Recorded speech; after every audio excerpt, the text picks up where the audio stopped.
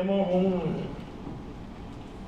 una misión especial que es la de conmemorar en el día de hoy la fecha del 7 de diciembre, que como sabemos todos es la fecha infausta en que muere Antonio Maceo, Leal Antonio Maceo, el titán de bronce, allá en San Pedro de Punta Brava. Y bueno, creo que entre nosotros no cabe que hagamos un panegírico o una descripción o unas palabras donde vayamos a la cosa cronológica y a los datos de las cuantas heridas tenía el titán y cosas como esta que todos conocemos. Y entonces me he preguntado, bueno, ¿qué? Viniendo de mi casa hoy por la mañana, dice, bueno, ¿qué podemos decir de Maceo diferente, no? Pensaba yo en la familia de Maceo, ¿no? Y en la Cuba que conoció, donde nació Maceo. Hay que recordar que el papá de Maceo era venezolano y los abuelos de Mariana, su madre, eran de República Dominicana. Marcos Maceo, que venía de Venezuela, había peleado con las tropas españolas en contra de Bolívar. Igual que Máximo Gómez y los hermanos Marcano habían peleado en Santo Domingo en contra de la independencia de Santo Domingo y al lado de las tropas españolas. Entonces, al liberarse Venezuela y al independizarse República Dominicana, todos aquellos elementos militares españolistas, como Marcos Maceo, como los Marcano, como Máximo Gómez, se van para Cuba, naturalmente, son gente mal vista en sus países, y se van para Cuba, y ahí es donde digo yo que viene la influencia de la mujer cubana, desde Manana, que es la mujer cubana de Máximo Gómez, a la mujer de Marcano y la esposa de nosotros, y Mariana, que era cubana, santiaguera, esposa de Marcos. Es decir, a aquella gente le entró el patriotismo y la cubanía a través de las mujeres aquellas cubanas que sentían tanto por la patria y que convirtieron en patriotas aquellos elementos militares españolistas, sin lugar a dudas.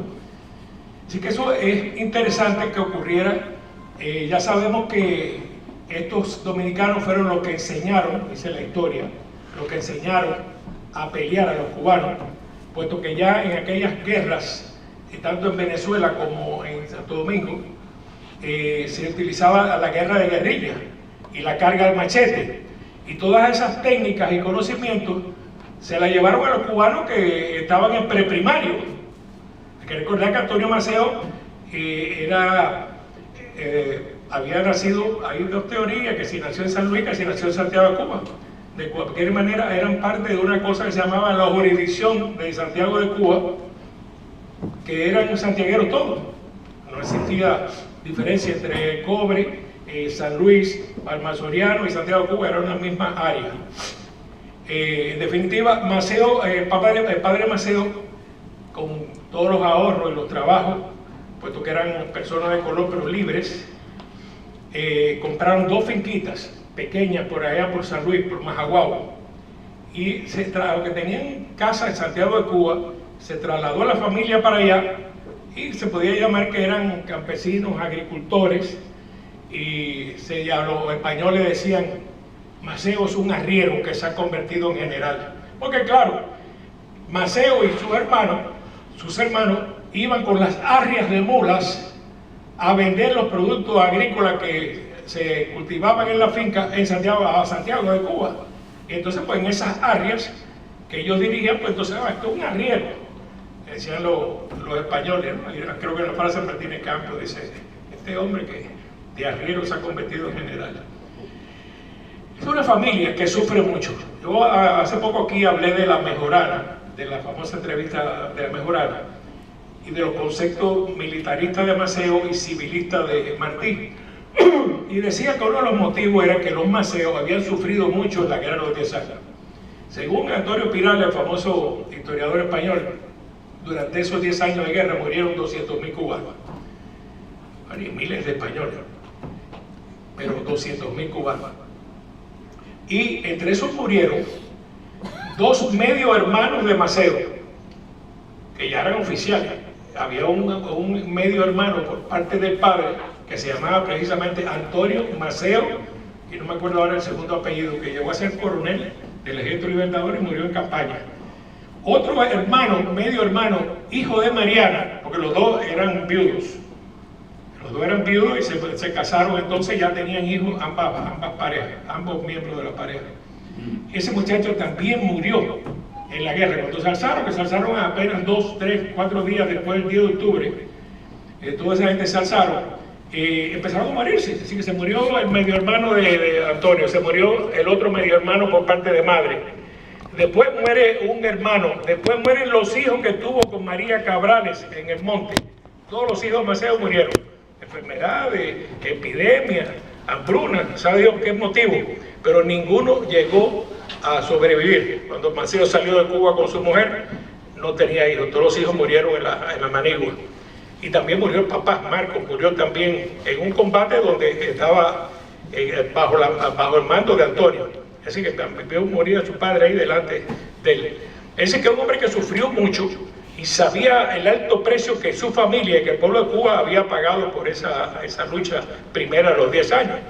Por lo tanto, y sabía que eso se había liquidado y había fracasado, entre otras razones, por las divisiones entre la Cámara de Representantes que estaba en Camagüey y los generales que estaban en la batalla diaria contra el enemigo español. Y entonces, pues, por lógica, ellos, los Maceo y Antonio, para hablar directamente de Antonio, pensaba que la solución tenía que ser militar y no caer en las cosas estas de la política que divide y debilita, como ocurrió y que fue el motivo, entre otros, del Pacto de San Juan. Dicen los psicólogos que la gente que nace tierra adentro, en el monte, tienen una, supuestamente, una más limitada, un más limitado concepto, porque no tienen el mar con el horizonte lejano delante de ellos, sino ahí está la montaña. Pero ¿qué ocurrió? Que también era muy fácil para todos estos hombres que pelearon alzarse, porque se alzaban en la finca. Vamos a alzarnos, coge el caballo, coge el machete, si tienes una tercerola, que eran las escopeticas de la época, o un revólver, álzate y ahí está la montaña, ahí está la sierra. Es decir, no tenía que montarse en un barco por una expedición o ir de La Habana, como iba mucha gente a Oriente, para incorporarse a la lucha. No, era más fácil ahí mismo, en 15 minutos estaban alzados y dentro de territorio libre de Cuba. ¿Qué pasa con esta situación? Que cuando ellos, Maceo en ese proceso, es un muchacho, creo que tenía 18 años, no me acuerdo, no soy muy bueno en la matemática, pero creo que tenía 18 años cuando comienza la lucha, ¿no?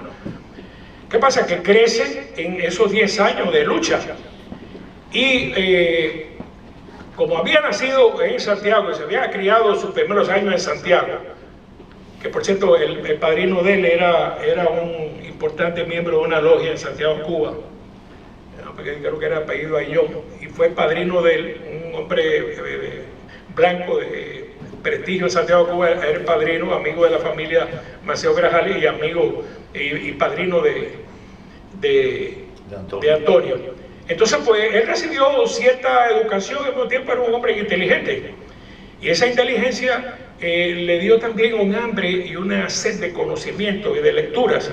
Y en el libro La Guerra de Yara, se dice que hay un coronel que por allá por Sagua de Tánamo toman un pueblito y en una tienda encuentran varios libros y entonces un coronel le dice al otro: oye, dame esos libros porque Maceo me ha pedido que cada vez que encuentre por algún lado un libro se lo haga llegar. Así que el tipo estaba, como decimos los cubanos, legislando, es decir, tenía sed de conocimiento y se estaba preparando. Era un hombre que quería superarse. Hay que pensar, señores, que la mayoría de los patricios cubanos que iniciaron la guerra de independencia tenían esclavos y los liberaron porque eran grandes tipos, grandes personalidades, pero tenían esclavos. Entonces, si en esta época, siglo XXI, todavía aquí se está hablando en la televisión todos los días de la discriminación racial, imagínense lo que sería el siglo XIX en Cuba, donde había esclavitud y donde esa gente que habían sido familia de esclavos estaban libres, pero estaban bajo la jefatura de los patricios, Carlos Manuel de Céspedes, Aguilera, todos los demás, que eran blancos, propietarios y antiguos propietarios de esclavos. Y entonces aquel hombre humilde, campesino, joven, sin casi ningún conocimiento, viviendo en esa época de discriminaciones evidentes, más visible, menos visible. Ya sabemos que esos grandes patricios eran gente superior y no entraban en esas cosas, pero aquella sociedad sí era extremadamente discriminadora. ¿Cómo no lo va a ser? Era una época lógica que fuera así. Y este hombre se creció, y cuando llegó el Pacto de San Juan ya era un militar distinguidísimo, muy apreciado, con una hoja de servicio formidable, y que entonces tiene el momento histórico, porque siempre se dice que como decía Ortega y Gasset, que uno en sus circunstancias, y siempre se dice que cuando hay una oportunidad, como creo que la tenemos ahora a principios de año, los propósitos y esperanzas de un nuevo año, la muerte de Castro, la toma de posesión de Trump, crea una situación en cuanto a Cuba y en cuanto al mundo diferente. Si se aprovecha, si esa oportunidad, esa puerta media abierta, se empuja, se magnifica y se agranda esa oportunidad. Y la gran oportunidad de Maceo, bueno, era un general, pero había muchos generales, y había muchísimos generales de mayor rango que él, de mayor prestigio que él en ese momento, o tanto como él. Pero ¿qué pasa? Que Maceo hace esa famosa protesta de Baraguá contra el Pacto del San Juan, y eso lo eleva. Y claro, es una maniobra política de un hombre que ya tiene conciencia política, porque él no quiere aceptar que otra gente se han reunido en Camagüey y han decidido ir a La Paz. ¿Y dónde estoy yo? ¿Y quién ha contado conmigo? ¿Y qué se me dijo? Y entonces, no, esto no es así. Yo tengo que hablar con Martínez Campos, que era el jefe. Y Martínez Campos, que con esa política pacificadora, claro, lo recibe. Pero esa reunión, que puede verse como un acto de enorme rebeldía, es también un acto de alta política, porque Maceo ya tenía algunos asesores importantes que estaban con él, y esos asesores naturalmente le dijeron: esto hay que hacerlo, porque esto es lo que te va a poner a la rebeldía y a tu liderazgo al frente para la próxima lucha, sin lugar a dudas, que es lo que ocurre. Entonces sale Maceo envuelto en gloria de esa protesta de Baraguá. La historia no recoge las partes negativas porque nunca se quieren dar, pero las realidades de la vida. Después nosotros seguimos con las historias de no se puede ir a Cuba porque nadie fue a ir a Cuba, porque Martí dijo no se puede ir a la patria cuando está esclavo. No, la historia dice que Martí, después que salió de Cuba, volvió 2 veces, visitó Cuba y vivió en Cuba 2 veces. Y Maceo, para salir de Cuba, tuvo que aceptar salir en un barco de guerra español que lo llevó a Jamaica. Es decir, y Maceo también visitó Cuba en una ocasión. El asunto no es visitar o no visitar, sino dentro de que cuando Maceo visitó Cuba fue para conspirar, cuando Martín visitó Cuba fue para conspirar con Juan Alberto Gómez, Maceo con toda la gente de Santiago de Cuba. Quiere decir que después nos guiamos por un grupo de frases dichas que no tienen realidad con la verdad histórica, ¿no? Y eso hay que decirlo. Bueno, sale Maceo, pero lo que nos pasa a nosotros ahora también le pasó. Sale Maceo con la gloria de 10 años de lucha, general victorioso. Después de la protesta de Baraguá se reúne con los cubanos de Quinto, y nada más que fueron 7 cubanos y se recogieron 5 chelines. 7 cubanos y 5 chelines en Quinto, y de ahí se fue para Nueva York, ¿no?, a hacer los contactos que tenía que hacer. Pero demostración de que a los líderes más grandes, con la página más gloriosa, histórica y heroica, cuando los pueblos no están listos, como decía Martín una vez, que decía que hay veces que los líderes están listos y no aparece el pueblo, y hay veces que el pueblo está listo y no aparece el líder. esas cosas pasan. Y Maceo era el líder indiscutible de aquel momento, joven, glorioso, heroico, representante legítimo de la cubanía, y sin embargo fue recibido en esa forma tan fría. Cuando menciono el hecho de que Maceo se alzó ahí mismo con su familia en la esquina de su casa, vamos a decir en la esquina de su casa, no, al lado del potrero de su casa, de su finca, es porque cuando esos generales que habían sido gloriosos, Máximo Gómez, Roloff, Serafín Sánchez, todos los que fueron al exterior, trataron de volver, de hacer una nueva revolución, pero ninguno encontró fórmula exitosa de volver, a pesar de la gloria que tenían, porque ya era diferente alzarse en una montaña, como se alzó Máximo Gómez, que trabajaba en un aserradero ahí en la Sierra Maestra, cogió su caballo y se alzó. Maceo cogió su caballo y se alzó. Toda esa gente lo hicieron ahí mismo, Céspedes en su ingenio. Pero ya cuando tú estás, como estaban ellos, Calixto García en España, Máximo Gómez en Santo Domingo, otros estaban en Panamá, en lo del canal de Panamá, en la época de los franceses, otros estaban en Costa Rica con Maceo, otros estaban en Tampa, otros en Cayo Hueso, otros en Nueva York. Es decir, esa dispersión, la misma que nos ha pasado a nosotros de la diáspora, ahí se crearon 20 divisiones y no había forma de que se lograra, igual que ahora, la unidad de los cubanos y una estrategia común y un liderazgo común. Hasta que surgió esa figura genial, que era de su época. No era la generación del 68, era la generación del 95, Martí y compañía, Juan Alberto Gómez y compañía, toda aquella gente que eran de la nueva generación, que entendían ese panorama que ya la situación de Cuba, que ahora se había internacionalizado y hacía falta otra percepción, otra estrategia, otra visión panorámica diferente a la visión esa localista. Ya era una cosa de cómo metemos la causa de Cuba en este panorama gigantesco de los intereses creados internacionales, la diplomacia, la política, la cosa militar. Y entonces apareció el genio de Martí. Interesante analizar cómo estos hombres, la mayoría se quedaron en Centro y Suramérica y en España, porque hablaban español y le era un poquito difícil el venir a los Estados Unidos, que tenía otro idioma. Aquí vinieron los más jóvenes y algunos que se quedaron en Tampa y Cayo Hueso, como Serafín, Roloff y compañía. Bueno, Roloff era un oficial del ejército de los Estados Unidos durante la guerra de secesión, por lo tanto era un ciudadano americano y sabía inglés, pero Serafín aprendió y aparte estaba aquí en el sur con los cubanos como nosotros.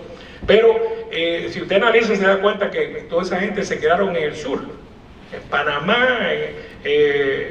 Vicente García se fue para Venezuela, que lo envenenan y se muere allí en un pueblecito de Venezuela, no pudo ver la guerra de 95.